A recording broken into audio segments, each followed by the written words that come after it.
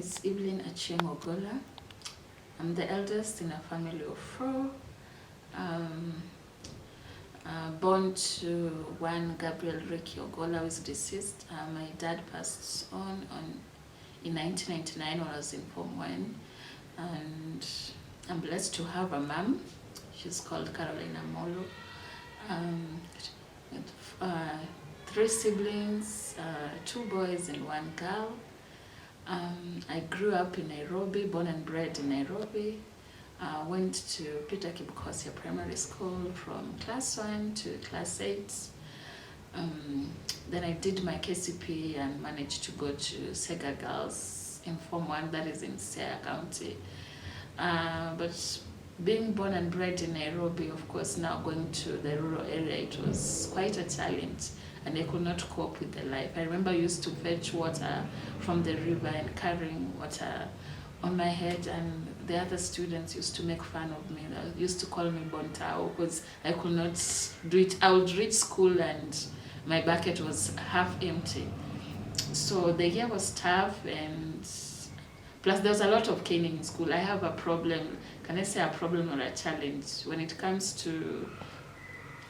came to evening preps, I could not make it throughout the 3 hours. So at times I would sleep and I'll find myself on the list and I'll be caned.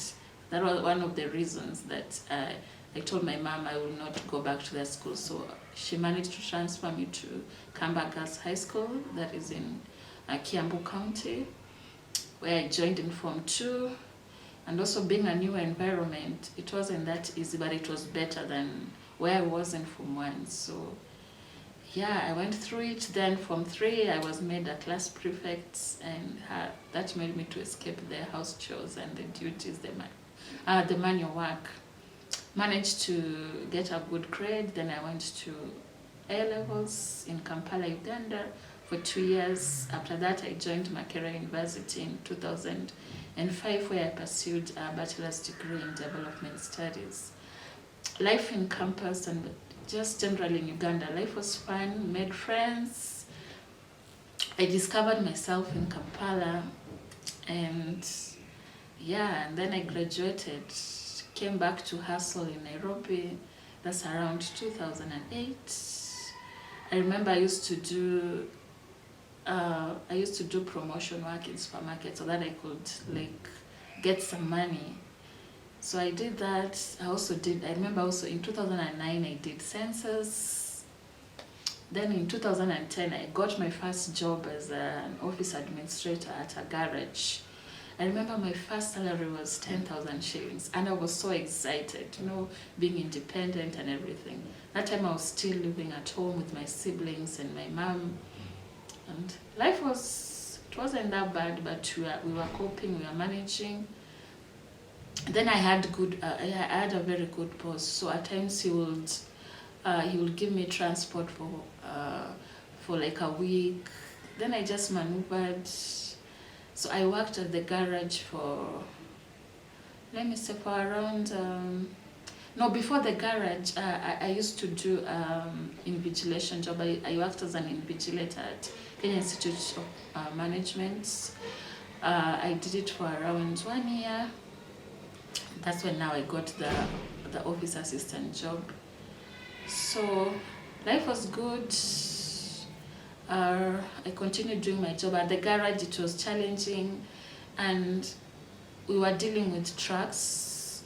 And I remember at the times my colleagues used to tell me, don't sit in the office, go out and see how we repair trucks. So I also learned how to do star diagnosis. I learned how to do tires. I learned about spare parts, because we used to deal with trailers and we could have clients as far as Burundi and Rwanda. So I learned a lot about trucks.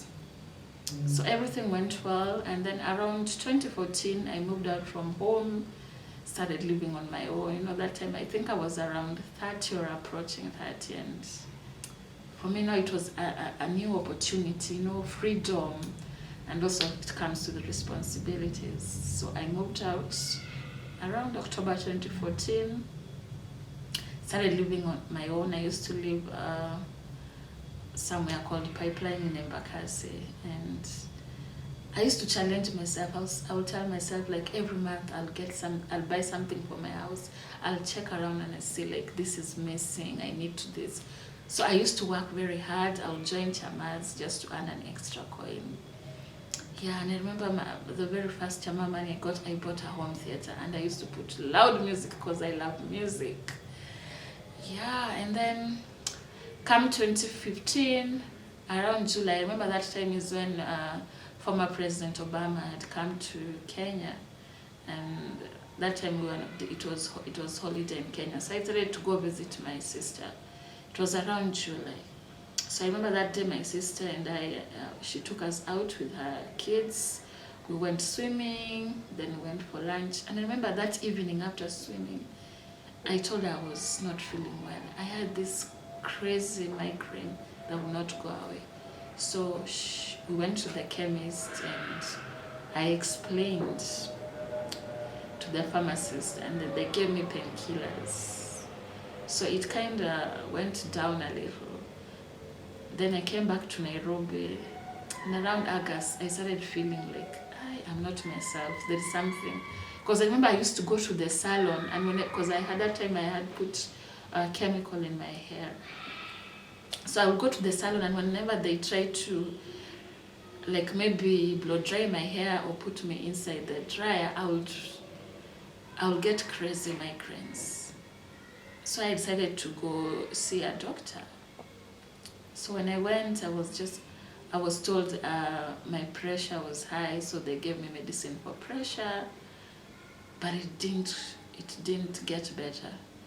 So I used to get crazy migraines, especially at night. Then I would feel like my eyes, like they would get heavy, and I will not, the light would really affect my eyes. So I would go to work, come back in the evening, but I just get tired. So I told my mom I'm not feeling well. So she told me there's this doctor somewhere in Kayole, you can go see him. And that time also I think I felt like I was struggling with my weight. So this doctor, we call him a quack doctor up to today. So I told him I have challenges with my weight. So I was told, because he had done the same procedure to somebody that we knew. He was using some injection which used to inject on the tummy. I don't know how it works. So it helps you to like lose weight. So I think I paid some money and I started that treatment. Then I was also on treatment for the pressures. But it didn't work. So I used to leave my work. I used to work along Mombasa Road, come all the way to Kayole, like almost thrice a week to get that medication. And then I used to live on 5th floor. So I think that stress of moving up and down, I just lost weight drastically. It's not like his medicine worked. So things did not change. I still used to get those headaches, and at times I would get like blurry visions. So this doctor tells me like he knows someone like, who can help me go see an eye doctor, maybe do a scan and see what's wrong with my eyes. But he never helped me. And I remember at one time my mom came there and she told me, these eyes of yours, I think you'll just go to Kikuyu, maybe they do surgery and they get you specs and you'll be fine. We never knew how complicated it was. So I began my journey to Kikuyu, and the very first day I went, I think I saw like 2 or 3 doctors. I went through the normal procedure where they get your eyes checked, they tell you to read those letters. I did all that. They put some liquid on my eye for some time. Then after 2 or 3 hours, I go see the doctor now with the results, and they tell me, young lady, what's wrong? Your pressure is high. Why are you stressed? What are you thinking about? You're so young to be stressed. So they just told me, are you on any medication? Then I told them, yes, I'm on medication. I'm taking some pressure medication. But they just told me, you just go continue with the pressure medication, you'll be fine. But stop being stressed, you're still young. So I went so happy, like, my eyes are okay, I'm just stressed. But then after, that's around, I think it's end of August 2015. Things did not change, they just went from worse to worse. So I went back to my doctor. I told him, I'm not getting any better, and I've been told that my pressure is high. So he changed medication, but still nothing was working out. So around September, I went back to Kikuyu, and that time they did some tests. They did a scan, and they told me, they sent me for some scan. They told me, once you get the results, don't come back here, go and see a neurologist. But then I started debating. At that time, I did not have insurance. So I was using my own money. At times, I would borrow money from my sister. So I went to, there's a cousin of mine who was helping out. She's a nurse. So once I got the results, I sent them to the doctor who had seen me at Kikuyu, and I told him, Doc, I don't have money to go and see a neurologist, but these are the results. But he looked at them and he just told me, kindly just go see a neurologist. You don't have to come back to Kikuyu. So I did not do that. I stayed for some time because I didn't have money. So I went back to Kikuyu. I called him, I told him, I don't have money to go see the neurologist. Then he told me, just come. So the day I went, he wasn't there. So I saw another doctor. I remember she came, she examined my eyes, she examined the results. Then she was like, let me get another doctor. So she went and even got the head of ophthalmology section. So they came, they asked me, have you ever been involved in an accident? I tell them no. But I could see the reaction on their faces, and I could tell that something was definitely amiss. Are you on ARV? And I think that really got me mad. I was like, kwani ameniona aje? Why is she asking me all these questions? And I told her no. So she told me, I think it's better you go see a neurologist, because the problem here is not your eyes, it's something inside your head. So I gathered all the confidence that I had. At that time I had gone with a neighbor. I gathered all the confidence and I went to Kenyatta. First I was told to go and see an ENT. I saw an ENT. The ENT said I'm okay, there's nothing wrong with my ears, nose or throat. So I went to see a neurologist. I remember paying consultation around 2,000. So when the guy saw me, he told me, now there's a test that you need to do, and the test is around 5,000. We have to do something called tapping. At that time, I did not understand. I was in so much pain and really stressed because I didn't know what was going on. I feel like I'm losing my sight. I'm not getting the help that I need. So the money that I had, I think I called my sister and she sent me the 5,000. So basically tapping is when they insert a needle on the spinal cord, and it's very painful, and there's a certain position that you're supposed to stay in, so that the doctor told me that once they miss, then I could even get paralyzed. So I needed to be very careful. So they did the tapping, and he told me, now you come after, they send the test to Lancet, the lab. So she told me, now come back after, the doctor told me to come back after 2 days. So in the evening I called my mom and I tell her, they have done tapping and they've taken the test to the lab to see whether I have meningitis or epilepsy. So my mom was like, are you crazy? Who told you that you have epilepsy? And I told her, no, ma'am, the doctor just recommended I go do the test so that they get to know what's wrong with me. So from the word go, my mom never used to believe like I'm sick. She just thought maybe I wanted attention or something, because we didn't see it happening. We didn't see it like I would ever lose my sight. So I went, then I requested her, now because I have no one to take me to the hospital, because actually I could not, light would really affect me, so I would get sunglasses, and I could not walk on my own because it's like the sight was just going slowly by slowly. So I requested her and I told her, kindly come take me to the hospital to go and get the results. Then we go see the neurologist. So we went to Lancet, we got the result, then she started going through the results. She's like, "Hi, you see, there is nothing, you're okay." So we went, we saw the neurologist. Then she told us, that time I had done an MRI, it's called an MRI. The doctor looked at it and said, "Okay, you don't have meningitis and you don't have epilepsy, but I recommend you go and do an MRI, because now an MRI will show inside your brain so that you can see like what's really happening," because he could not understand like what was happening, because he said it has something to do with the nerves. So we went back home, because MRI was around 15,000. Remember, I don't have NHIF cover, so this money has to come from my pocket. So I was told the MRI is around 30,000. That time I don't have money. Again, I had to ask my sister for money. So after some time, she gave me the money. I went for I remember there's an uncle of mine who took me for the MRI. So after the MRI, then he will send to his friend who is a radiologist. They look at it. And for them, they could not see anything. They just say that I'm okay. So it got worse. I remember now around, I think early October, it got worse. And I remember calling my mom. I called her in the morning, but she did not come.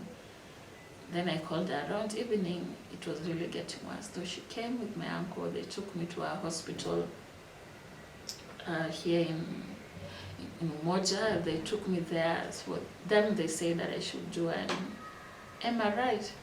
And I told them, already you've done all those tests. I remember, I think they took me and I started convulsing, and the doctor got very scared. I even peed on myself, because the doctor was like, they've never seen anything like this.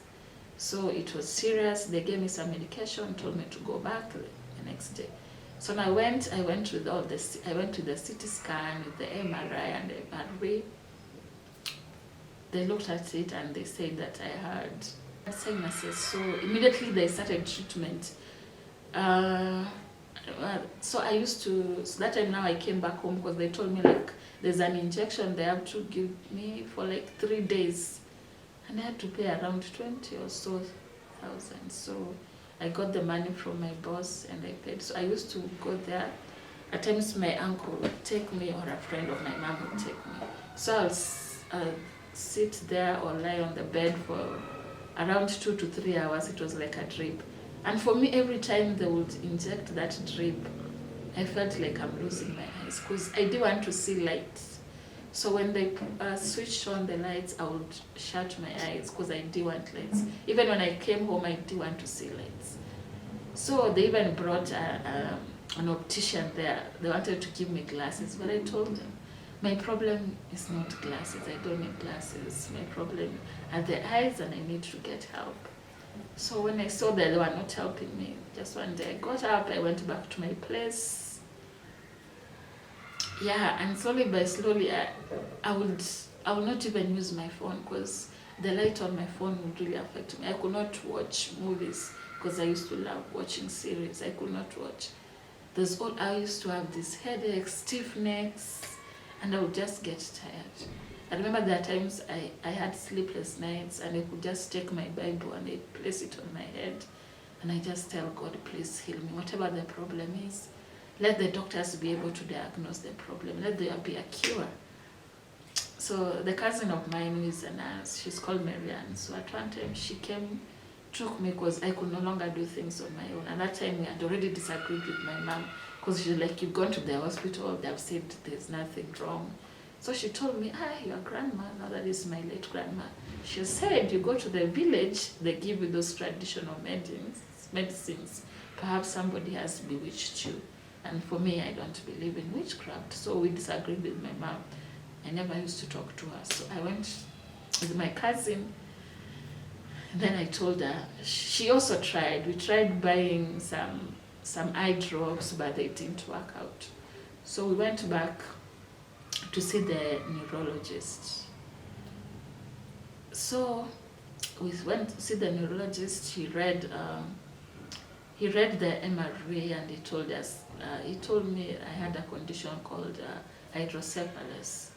Like when he looked inside my brain, there's a name that he used to describe, but I can't remember it.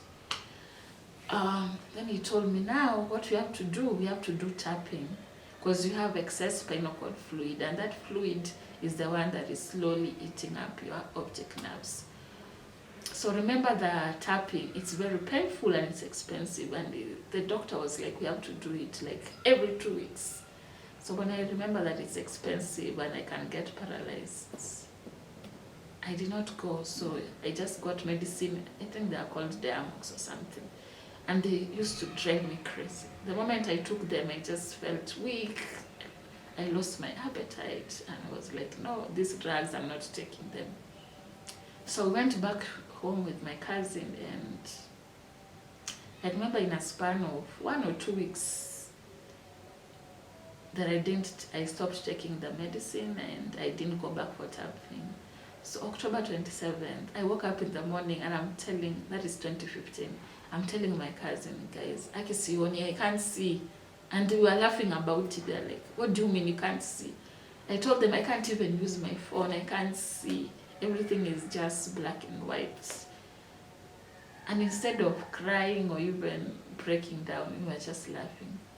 But then after some hours, it hit me, God, I'm actually blind. Yeah, so that day I'll never forget, October 27th, 2015. So that's how I lost my sight. So the next day, my cousin tries to communicate to my mom and tell her, like, and even my sister. Like, they call me Aching Aoni. They're like, what do you mean Aoni? So after consulting, my sister says that you come to Nakuru, we try and get a second opinion. But if you want to know that the devil is a liar, the devil just brought too many confusions, like conflicts in the family, misunderstanding. And yeah, I went to Nakuru, my sister picked me up, and the next day she takes me to see an eye specialist. So the doctor looks at me and he says, this one, even glasses cannot help. Then he asks me, which medication have you been given? Then I tell him, then he gives me some steroids. Yeah, then after 2-3 days, I tell my sister, there's no improvement. Where can't you get another opinion? So from Nakuru, we drive all the way, we go to Aga Khan. We go to Doctor's Plaza, Aga Khan, and they do those tests. They check the eye pressure. They say the eye pressures are okay. Then they give us the results. They say, this is an emergency. We need to admit you as soon as possible, because if you don't do it, you're gonna lose the little sight that you have. Remember, Aga Khan is very expensive. We don't have insurance. They say for me to be admitted, we need around 70,000, which my family does not have. So we come back. My sister leaves me here. She goes back to Nakuru. So the next day, my mom is like, let's get another opinion. So we go to Lion's Clinic. So the moment we got there, it was already late. They normally close by around 5 or 6. But they say if you're a first-time patient, you have to come by 6. So we went with my mom and my uncle, and when driving back, I told them, you guys, you're not serious. I'm not okay. You're not doing anything about it. If I die today, you'll buy for me the most expensive coffin. But right now, you guys don't want to pay 70,000 for me to be admitted. So they say, again, tomorrow now, we get up early, we go to Kikuyu. So you are just from one hospital to another. The confusion, So by 6 a.m. we're in Kikuyu. We go to the private unit, we see a doctor, does all the tests, and he says, this one, your eyes are perfectly okay. It has nothing to do with the eyes. Your problem is inside the brain. So now we start getting scared. Now he sends us go see a neurologist. So we go back to the first neurologist, called Dr. Ndege. So he sees me and he examines and told my mom, you guys, why didn't you come back when you're supposed to come back? Then my mom says, we didn't have money. And yeah, so he tells my mom, if this was my child, you even sell land, you even sell a cow. He said, I don't know, but let us try. So he tried the tapping. So the very first time I did tapping, there was a relief of the symptoms. But this time, there was nothing. In fact, I just left with more pain. But he told us now, this is an emergency. This one requires surgery. There's something called shunt that has to be inserted inside her brain to drain that fluid, that excess spinal cord fluid. So he says that he knows of a neurosurgeon, Dr. Plaza, who can do it. Because it's very expensive, but he can get someone we can negotiate with. So he gives us a contact of the neurosurgeon. And we go to see the neurosurgeon. She does all the tests, and she says that this one is an emergency. We have to do it, and we need around 300,000. I remember that neurosurgeon she was expectant, so she was almost delivering her baby. So she says now she'll work with another doctor who will assist her, a more senior doctor. But then she's like, now we can't do it at Kenyatta. If you wait for Kenyatta for the theater to be free, it will be too late. It can be even a month. So they say you'll do it at Nairobi West. Remember, they need 300,000. The doctor needs like 100,000, and Nairobi West they need also some deposit, because I don't have Nairobi West. I don't have the NHIF cover. So we come back home now. Like, we were so confused. We were so stressed. We didn't know where to start. We didn't know where we were going to get the money. So I looked around and I saw the confusion. So I just got to my phone, and I remember I told my cousin, from all my contacts on WhatsApp, let's draft a message just to ask for help, for people to fundraise for me. And we did that. I also called my boss and told him the same. So my boss did fundraise. I did raise around 50,000. Then for my friends, then for my family really came through, especially my brother-in-law, and I really thank him. So we went to Nairobi West. I was admitted. I remember the neurosurgeon telling me, now, are you scared? Don't be scared, but two things can happen. You can go inside that theater and never come back, or you can come back, but your sight will never be the same again. So they just told me, you just be lucky that you don't have brain tumor, that you'll just lose your sight. And I think I went there, made peace with God, and I was okay, whichever the outcome. I was just okay. I just wanted to get better. I wanted the pain to go away. But I was just hoping that God, a miracle can happen, that this surgery will restore my sight. So I went. I think the surgery was around 1 hour. So when I'm inside the theater, lying on that bed, and another, I think it's a doctor or a theater assistant, they come with this big, it looks like a hacksaw, something, whatever they use to cut trees. And then he's like, are we going to use this? I think I started trembling. He's like, no, it's somehow a minor surgery, so you're going to use the small one. Because I was told they're going to operate on my head, my chest, and my tummy, so that they insert that shunt. It's like a tube. And I think that tube costed around 10,000. And that time they're also negotiating. Has she paid? When are we going to get the rest of the balance? I was like, oh my God, I'm on this theater bed and these guys are discussing about payment. And I think too somehow I went off.